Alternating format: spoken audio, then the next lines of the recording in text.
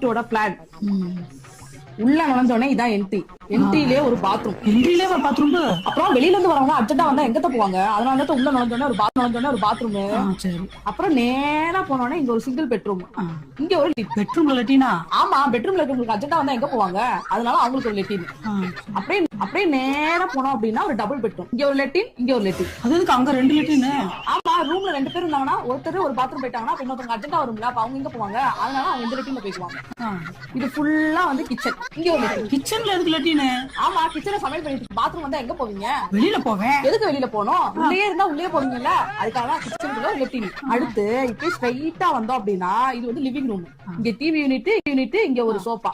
சரியா? இங்க ஒரு லெட்டின், இங்க ஒரு லெட்டின், இங்க ஒரு லெட்டின். இங்க எதுக்கு 3 லெட்டின்? ஆமா, அப்பா 3 பேர் உட்கார மாதிரி சோஃபா இல்ல, ஒருத்தர் இங்க போவாங்க, ஒருத்தர் இங்க போவாங்க, இன்னொருத்தருக்கு அர்ஜென்ட்டா வந்து அவர் எங்க போவாரு, அதுக்காக இந்த லெட்டின். அதுக்கப்புறம் இப்படி நேரா வந்தா இது வந்து ஹால். இங்க ஒரு லெட்டின், இங்க ஒரு லெட்டின்,